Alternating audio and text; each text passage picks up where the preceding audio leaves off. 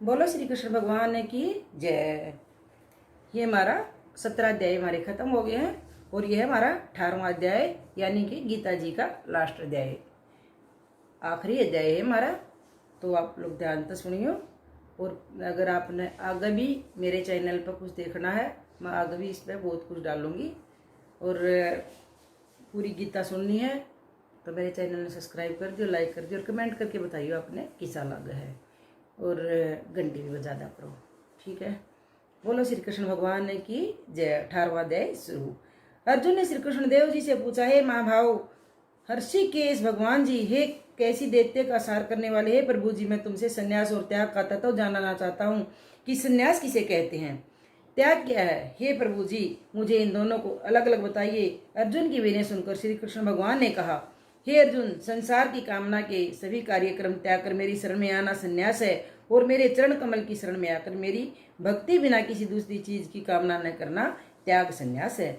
यह तो हमने अपने मत का त्याग और संन्यास कहा है, यह सुन कि शास्त्रों का मत क्या है। एक शास्त्र तो यह कहता है कि बुरे व भले कर्म दोनों ही शास्त्रों त्यागिए, क्योंकि भले कर्म का फल सुख और बुरे कर्म का फल दुख भोगना होता है। भला कर्म चरणों में सोने की बेड़ी है और बुरा कर्म चरणों में लोहे की बेड़ी है। इस प्रकार भले बुरे दोनों प्रकार के कर्म बंधनों को देने वाले हैं, इसलिए इनका त्याग करना चाहिए।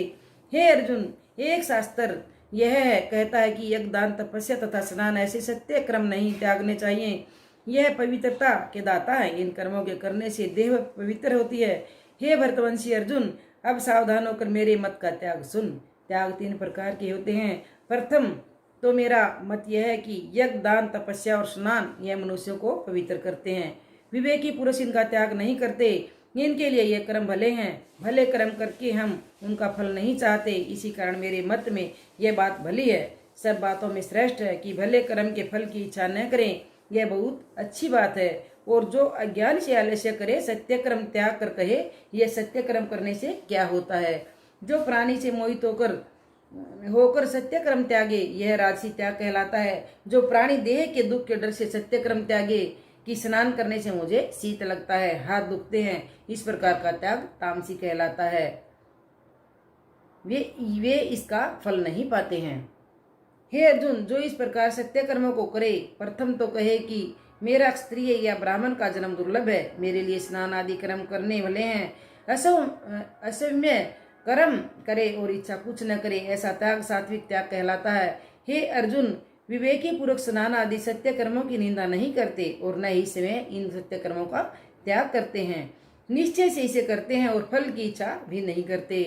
हे अर्जुन, ऐसे प्राणियों की बुद्धि निर्मल होती है। उस निर्मल बुद्धि से ज्ञान उपजता है। जब मेरी महिमा का ज्ञान उपजता है, तब वह संसार के बंधन से मुक्त होता है। इसलिए हे अर्जुन, प्राणी को चाहिए कि वह सत्य कर्मों का त्याग न करे। जिस प्रकार सीढ़ियां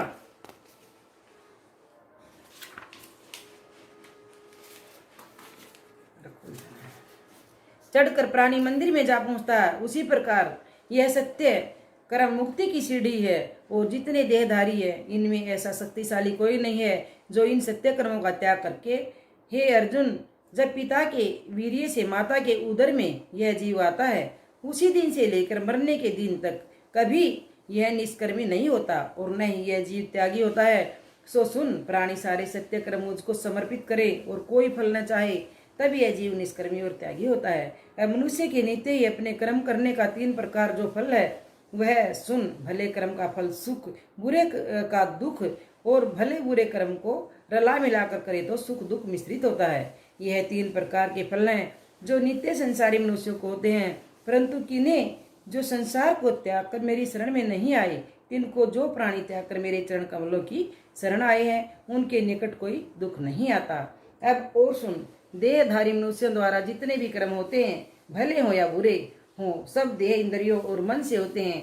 आत्मा कैसा है, ये करता है, कुछ नहीं करता, केवल एक ही है, निर्मल का निर्मल है। हे अर्जुन, तिसको उन्होंने पहचाना है जिनकी निर्मल बुद्धि है, सो तिस आत्मा को पहचानते हैं। और दुर्मित अर्थात अंधमति पुरुष आत्मा को नहीं पहचानते, आत्मा को नहीं देख सकते। हे अर्जुन, उसकी बुद्धि की है आत्मा में है करता हूँ, कुछ नहीं करता। जो कुछ भला बुरा कर्म होता है, देह, इंद्रियों व मन से होता है। जिसकी ऐसी बुद्धि है सो सब लोगों को मारे, तो उसको कोई देख नहीं सकता, किसी कर्म का उनको बंधन नहीं है। अब अर्जुन, तीन प्रकार का ज्ञान, तीन प्रकार का कर्म और कर्ता भिन्न भिन्न सुन। पहले सात्विक ज्ञान कहता हूँ, जिस ज्ञान से सब प्राणियों में उसको एक ही अविनाशी आत्मा दिखाई देती है, उसी को सर्वथा जानकर उसके साथ एक साथ हो, मन में बैर रखकर किसी को दुख न देवे, किसी के लिए भी दुखदायी न बने, उसे सात्विक ज्ञान कहते हैं।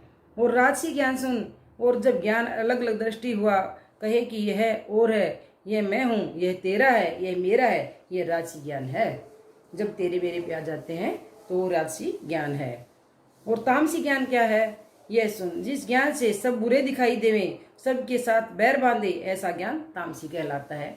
जिसको अपनी नज़र से कोई भी अच्छा नहीं लगता, चाहे वो कितना ही अच्छा हो, और वो खुद अपने आप में अच्छा बना रहा है और दूसरे को हमेशा बुराई से देखता रहा है, ये तामसी ज्ञान है। अब सुन कि कर्म क्या है। पहले सात्विक कर्म कहता हूँ, जो इस प्रकार के कर्म करे कि यह कर्म करना मुझको योग्य है, फल की भी कुछ इच्छा न करे, यह सात्विक कर्म कहलाता है। अब राजसी कर्म सुन, जिस कर्म के करने से फल की वांछा, इच्छा और अहंकार के साथ करे कि यह कर्म मैं करता हूँ, और जिस कर्म किए से जंजाल बहुत होए, ऐसे कर्म को राजसी कहते हैं। और तामसी कर्म क्या है, जिस कर्म में कोई बंधन बंधना, किसी का दिल दुखाना, किसी का घात करना, और किसी कर्म के द्वारा अपना बल और बड़ाई प्रदर्शित करना, इस प्रकार माया से मोहित हुआ तो कर्म का आरंभ करे, ऐसा कर्म तामसी कर्म कहलाता है। अब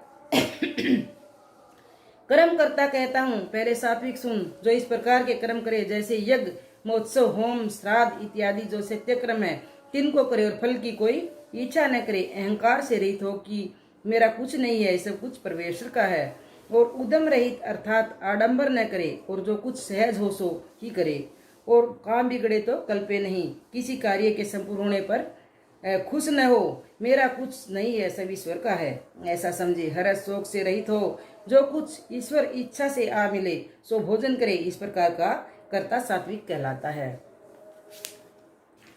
सुनने योग्य बातें हैं,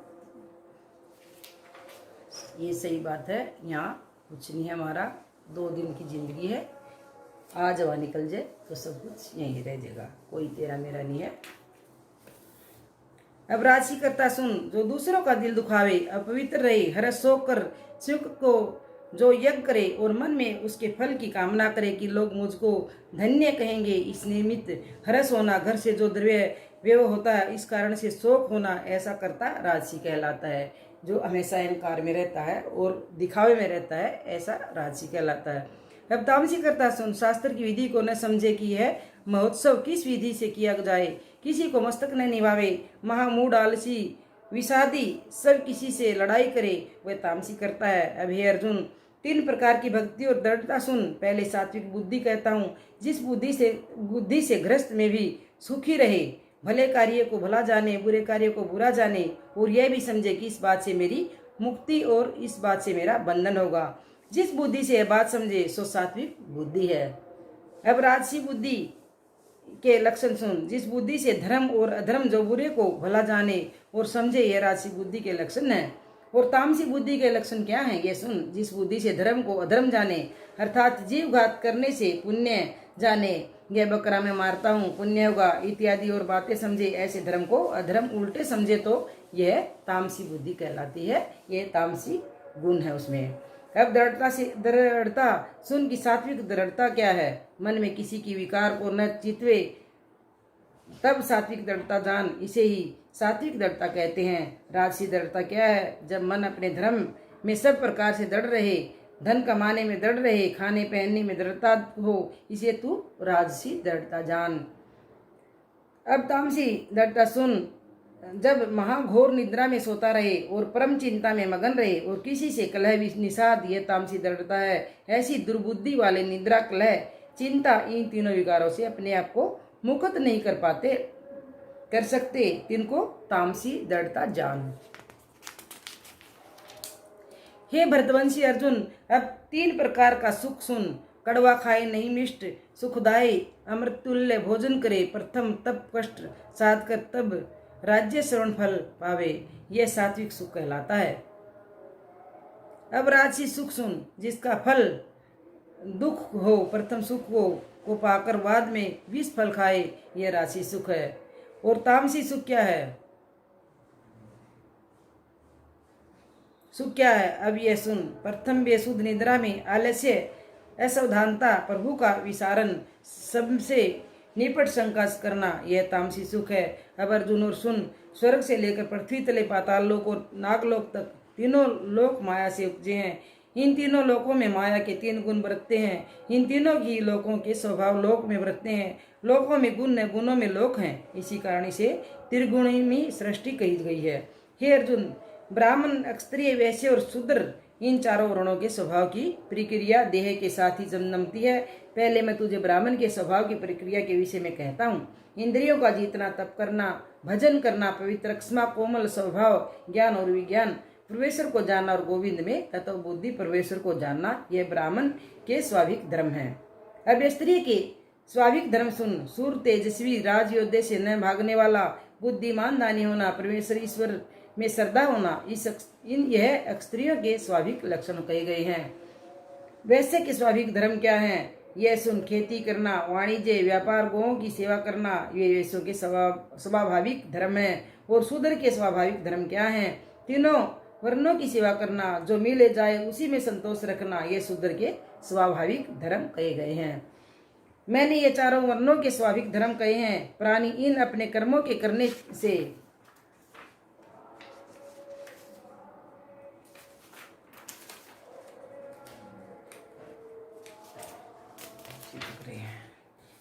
स्वाभाविक ही भली सिद्धि को पाता है। अब यह सुन कि जो अपने अपने कर्मों से दृढ़ता रहते हैं, उसका क्या फल है? पार ब्रह्मा सारी सृष्टि का जो करता है, जो सबसे रमा व विनाशी है, वे उसे प्राप्त होंगे। अर्जुन, ये चारों वर्णों के जो धर्म कहे हैं, इनमें सबका अपने अपने धर्म का पालन करने से कल्याण होता है। जो कोई अपने धर्म को तुच्छ और दूसरे के कर्म को श्रेष्ठ समझे, तब भी उसके कर्म अपने धर्म ने ही कल्याण देना है। प्राय धर्म इसमें कोई सहायता नहीं करता। अपना धर्म यह मुक्ति का दाता है। 4 वर्णों के धर्म कहे हैं। तीनों पद के लक्षण सुन। हे अर्जुन, मेरा भजन करने से चारों अवगुण कट जाते हैं और प्राणी सहज पद को प्राप्त होता है। इसको चौथा पद कहते हैं। इसको सहज पद, तुरिया पद या सतपद भी कहते हैं। जो प्राणी इस पद को प्राप्त कर होते हैं, उनको किसी कर्म के त्यागने का दुख नहीं, और जो सतपद को पाकर किसी कर्म का आरंभ करे, उसको बड़ा दोष है। सतपद का दृष्टांत सुन। जैसे धुएं से रहित निर्मल अग्नि जलती है, इस निर्मल अग्नि में यदि धुएं वाली लकड़ी डाल दे तो वह सारी निर्मल अग्नि को बिगाड़ देती है। वैसे ही चौथे पद वाले को कार्य आरंभ करना ही दोष है। कर्म को आरंभ करना सतपद का बिगाड़ देता है। इस कारण जो तुरिया पद में लीन हुआ, जिसको कर्म का आरंभ करना कुछ नहीं रहा, अब उस प्राणी के लक्षण सुन। जो चौथे पद में लीन हुआ है, मुख्य लक्षण यह है कि किसी से मोह ममता नहीं, संसार के विषयों से अपना मन जीत रखा है, किसी वस्तु की इच्छा नहीं, कोई कामना नहीं, वह निष्कर्मी सिद्ध है। इस सुख के सामने दूसरा कोई सुख नहीं, इसी कारण से उसकी कोई इच्छा नहीं, सो वह किसी सिद्धि को प्राप्त हुआ है। हे कुंती नंदन, वह मेरे जानने के ज्ञान को पूर्णतया प्राप्त हुआ है। उसकी बुद्धि निर्मल हुई है और परमेश्वर पार ब्रह्मा में जिसका दृढ़ निश्चय हुआ है, वो जो संसारी लोगों की बात नहीं सुनता और न ही से किसी से बात करता है, न किसी के साथ प्रीति रखता है, न शत्रुता, एकांतवासी, जो मेरे स्मरण के सुख को पाकर पूर्ण हो।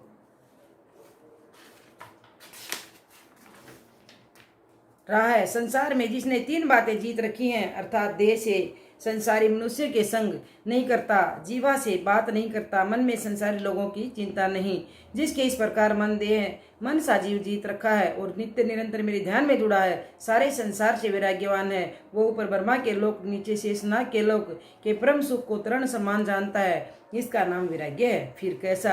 अहंकार, बल, गर्व, काम, क्रोध, इनका त्यागी, इनमें रमता नहीं और भोजन छादन से कुछ अधिक नहीं रखता, इसका नाम त्याग है। जो 6 विकार त्यागे और किसी वस्तु के साथ ममता मोह न रखे, ऐसा जो सत्पुरुष है वो देह के साथ होते हैं, वे भी मुक्त है। फिर वह कैसा हो जाता है? ब्रह्माभूत क्या करिए, माया के 3 गुण सो काटे गए। जब 3 गुण काटे, तब जैसा आत्मा ब्रह्मा था, वैसा ब्रह्माभूत ब्रह्मा भी हुआ है। इस कारण से उसे ब्रह्माभूत भी कहिए। ब्रह्माभूत हुआ है, तब तिसका आत्मा प्रसन्न हुआ, तब गई वस्तु की चिंता न करे, अनहुई वस्तु को पाने की वांछा इच्छा न करे, सब भूत प्राणियों को समान दृष्टि से देखे, इन लक्षणों का पुरुष तुरिया पद को पाता है। तब मेरी भक्ति है। जो मेरी महिमा का प्रताप जानता है सो मेरा भगत कैसा है। तीसरे पद में लीन हुआ है, ब्रह्म ज्ञान का प्रकाश हुआ है। ऐसा भगत प्रभु को जाने, सकल प्रताप प्रभु का ही माने, बड़ाई महता का ब्रह्माबोध विचार इसको जाने, बस इससे और महत्व नहीं है। इस महिमा का जानना ही परम भक्ति है। जो क्षण क्षण पल पल राम राम को सिमरे। हे अर्जुन, जिसने मेरी महिमा के ज्ञान रूपी अमृत का पान किया है, सो जब तक मनुष्य देह में बसता है तब तक वह परम शांति और सुख में मगन रहता है, और देह को त्यागने के बाद मेरे परम निधि अविनाश को के पद को प्राप्त होता है और मेरे में विलीन हो जाता है। यह चौथे पद का अर्थात तीसरी शांति पद के लक्षण कहे हैं। जिसने भजन रूप अमृत का स्वाद चखा है और साथ ही माया की प्रकृति का त्याग रखे हैं, सो मेरी कृपा से मेरे पद को प्राप्त होते हैं। इसी कारण से अर्जुन, तू मन का निश्चय चेता मेरे में रख, मेरे साथ ही प्रीति रख, बुद्धि का निश्चल चेता मेरे में रखने से संसार के दुख से तर जावेगा। और जो अपने अहंकार से मेरी आज्ञा न मानेगा तब मेरा विनाश हो जाएगा। जो तू अहंकार से कहे कि मैं युद्ध नहीं करता तो सो तेरा कहना झूठ है, क्योंकि जैसी तेरी प्रकृति वैसा तुझसे हो रहा है। हे कुंती नंदन अर्जुन, जैसे जैसे स्वभाव के देहधारी उपजे हैं वे सब स्वभाव के वश में हैं, स्वभाव किसी के वश में नहीं है। जो तू कुटुंब के मोह में पड़ा है, यह कहे कि मैं युद्ध नहीं करूंगा तो भी क्षत्रिय का स्वभाव तुम्हें अवश्य युद्ध कराएगा। हे अर्जुन, एक ईश्वर का स्वरूप भूत प्राणियों में बसे हैं, सो अवश्य कर जीवों को मोह में के यतन कर ही बैठकर सबको भरमाता है। इस कारण स्वभावों से तू ईश्वर की शरण में जा। परम शांति जो कल्याण पुरातन स्थान है उसको प्राप्त होवेगा। हे अर्जुन, यह परम गुप्त ज्ञान मैंने तेरे प्रति कहा है, और जितने भी मार्ग मेरे पाने के हैं सो सब तेरे प्रति कहे हैं, क्योंकि तू मेरा परम मित्र है। तेरी बुद्धि मेरे चरणों के साथ दृढ़ है, इस कारण से तेरे कल्याण के लिए मैं कहता हूँ। हे अर्जुन, सब भजनों में मुझको यह भजन रुचिकर है। जब तू इस भजन में दृढ़ होगा तब सब भक्तों से मुझे प्यारा लगेगा। सब भजनों को त्याग कर मेरी ही शरण में आ, मैं तुझको सब पापों से मुक्त करूंगा। तू चिंता मत कर। हे अर्जुन, ये ज्ञान जो मैंने तुझे कहा है सो तूने ऐसे कैसे लोगों को नहीं सुनाना जो मेरी भक्ति से विमुख हो, जिनको सुनने की श्रद्धा न हो। जो मेरा गुण ज्ञान मेरी भक्त को सुनावेगा वह मुझे भक्ति से प्राप्त होगा। जिस पुरुष ने मेरी भक्ति की है ऐसा कोई दूसरा पुरुष मुझे प्रसन्न करने में समर्थ नहीं है। ऐसा कोई प्राणी न पीछे हुआ है और न आ गया होगा, वह मुझे अति प्यारा है। जिसने मेरे भगत को गीता का ज्ञान श्रवण कराया है उसे बहुत फल प्राप्त होगा, और जो कोई इस गीता जी के एक श्लोक का भी पाठ करेगा उसका फल सुन। सब यज्ञों में जो श्रेष्ठ ज्ञान यज्ञ है उसे उसका फल प्राप्त होता है, और मैं उस पाठकर्ता के निकट जा खड़ा होता हूँ। जैसे कोई किसी का नाम लेकर बुलावे तब वह तत्काल बोलता है, वैसे ही गीता के पाठ करने वाले के निकट में जाकर खड़ा होता हूँ, और जो इसे भावार्थ सहित सुनावे उसकी महिमा क्या कहूँ। जैसे मेरी महिमा और बढ़ाई वचनों के अगोचर हैं, वैसे ही गीता के रद्द करने वाले की महिमा वचनों से अगोचर है। और सुनने वाला इसको सत्य मानकर श्रवण करे वह भी जन्म मरण के बंधनों से मुक्त होकर परमानंद अविनाशी पद को पावेगा। इससे हे अर्जुन, यह ज्ञान तूने एकाग्रचित होकर सुना है, अतः तेरे मन में जो अज्ञान मोह था उसका नाश हो गया है। श्री कृष्ण जी के वचन सुनकर अर्जुन बोला, हे अच्युत्य अविनाशी पुरुष जी, हे भगवान, तेरी कृपा से मेरे मोह का नाश हुआ है और ज्ञान भी पाया है। मेरी बुद्धि भी निर्मल हुई है। मेरे मन में जो संदेह थे उनका भी नाश हुआ है, और आपके कमल मुख से युद्ध करने की आज्ञा हुई है, सो युद्ध करता हूँ।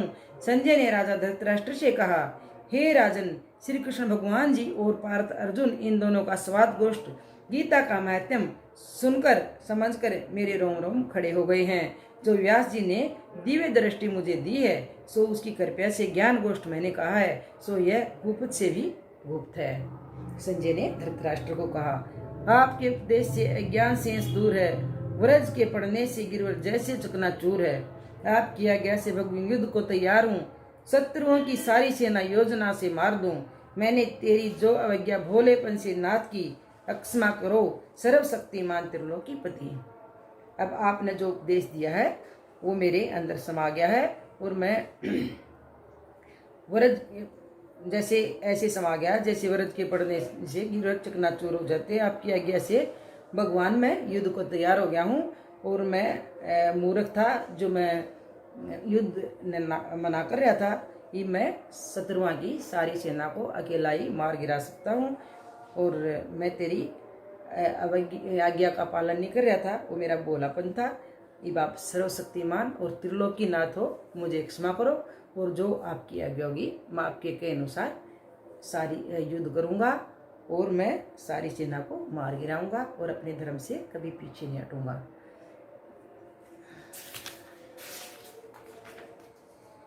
योगीश्वरों के ईश्वर श्री कृष्ण भगवान और अर्जुन के मुख कमल से जो ज्ञान निकला है तिसको विचार कर परम हर्ष को प्राप्त हुआ है। और विश्व रूप जो श्री भगवान जी ने अर्जुन को दिखाया उसका विचार कर परम हर्ष और विषय को प्राप्त हुआ है। हे राजन, मेरे निश्चय की बात सुन। जिस और योगीश्वरों के ईश्वर श्री कृष्ण जी और गांडी धनुषधारी अर्जुन है, उसी और लक्ष्मी है और उसी पक्ष की ओर जय होगी। मेरा विचार यही है, तू इस यह निश्चय कर जान कि जिस पक्ष की ओर श्री कृष्ण जी हैं, ऐसे परम भाग्यवान पांडवों की जय होगी। पांडव जीतेंगे और तुम्हारे अध मेरी पुत्र हारेंगे, यह निश्चय जान। धृतराष्ट्र से बोल रहे संजय। अब 18वां अध्याय समाप्त, 18 अध्याय का माध्यम शुरू। बोलो श्री कृष्ण भगवान की जय। श्री नारायण जी बोले, हे लक्ष्मी, अब 18वां अध्याय का माध्यम सुन। जैसे सब नदियों में गंगा जी श्रेष्ठ है, देवताओं में हरि, सब तीर्थों में पुष्कर राज, सब पर्वतों में कैलाश पर्वत, सब ऋषियों में नारद, सब गौओं में कपिला कामधेनु गौ, जैसे तैसे सब अध्यायों में गीता का 18वां अध्याय श्रेष्ठ है। 30 का फल सुन। सुमेर पर्वत पर देवलोक में इंद्र अपनी सभा लगाए बैठा था। उर्वशी नृत्य किया करती थी। बड़ी प्रसन्नता से बैठे इतने में एक चतुर्भुज रूपधारी को पार खदलाए और सब देवताओं के सामने इंद्र से कहा, तू उठ, इसको बैठने दे। यह सुनकर इंद्र ने प्रणाम किया, उसने तेजस्वी को बैठा दिया। इंद्र ने अपने गुरु बृहस्पति से पूछा, गुरुजी, तुम त्रिकालदासी हो, दर्शी हो, देखो इसने कौन सा पुण्य किया है जिसे यह इंद्रासन का अधिकारी हुआ है। मेरे जानने में इसने कोई पुण्य व्रत यज्ञदान नहीं किया, विशेष ठाकुर मंदिर नहीं बनाया, तालाब कूप नहीं खुदवाए, कुएं नहीं खुदवाए, किसी को अभयदान नहीं दिया। बृहस्पति जी ने कहा, चलो नारायण जी से पूछें। तब राजा इंद्र, बृहस्पति, ब्रह्मादिक सब देवता श्री नारायण जी के पास गए। जाकर दंडों कर प्रार्थना पूर्वक कहा, हे स्वामिनी, दास, सहायक, भगत, रक्षक, आपके 4 पार्षदों ने एक चतुर्भुज तेजस्वी स्वरूप को लाकर मुझको इंद्रासन से उठा उसको बैठा दिया है। मैं नहीं जानता उसने कौन सा पुण्य किया है। मैंने कई अश्वमेध यज्ञ किए हैं, तब इंद्रासन का अधिकारी हुआ हूँ। आपने अधिकारी आपने किया हूँ, हमने इसने एक भी नहीं किया। यह मुझसे बड़ा आश्चर्य है। तब श्री नारायण जी ने कहा, हे राजेंद्र, तू मत डर, अपना राज्य कर। इसने बड़ा गुना उत्तम पुण्य किया है। इसका नियम था कि नित्य प्रति स्नान कर श्री गीता जी के 18वें अध्याय का पाठ किया करता था। इसके मन में भोगों की तृष्णा नहीं रही थी। जब उसने देह छोड़ी तब मैंने आज्ञा करी कि हे पार्षदों, तुम इसको पहले जाकर इंद्रलोक भोगाओ। जब इसका मनोरथ पूरा हो तो मेरी साज्य मुक्ति को पहुंचाओ। तुम जाकर भोगों की सामग्री इकट्ठी कर दो और कहा, इंद्रलोक के सुख को भोगो। कुछ काल इंद्रपुरी के सुख भोग कर फिर श्री भगवान की कृपा से सायुज्य मुक्ति देकर वैकुंठ का अधिकारी किया। श्री नारायण जी कहते हैं, लक्ष्मी, शिव जी कहते हैं, हे पार्वती, यह 18वें अध्याय का महत्म है। बोलो श्री कृष्ण भगवान की जय, बोलो श्री सत्यनारायण भगवान की जय, बोलो लक्ष्मी माता की जय, बोलो भोले बाबा की जय, बोले माता पार्वती की जय। तो ये था हमारा गीता जी का 18वां अध्याय और उसका महत्म। हमारा गीता जी के 18 अध्याय समाप्त हो चुके हैं और आपने सुन लिए हैं। आपने किसे लगे और एक बार कमेंट करके ज़रूर बताइए। अब गए गीता का महत्म, ये मैं कल पढ़ूंगी और फिर एक गीता का सार वो भी मैं बताऊंगी आपने। और ये हमारा 18वां अध्याय समाप्त हो चुका है। अपने किसा लग गया और सपोर्ट करियो भी, चैनल ने मेरे ने सब्सक्राइब कर दियो और घंटी भी बजा दिया करो ताकि आने वाली चीज़ का अपने बेरा लग जाए भी आगे क्या होगा। तो ये हमारा 18वां पूरी हमारी गीता समाप्त हो चुकी है। अब हमारा गीता का माध्यम और गीता सार बाकी है, इसको मैं कल सुनाऊंगी और परसों सुनाऊंगी। तो बोलो श्री कृष्ण भगवान की जय, बोलो लक्ष्मी माता की जय, बोलो सारी देवी देवता की जय, बोलो गीता माता की जय।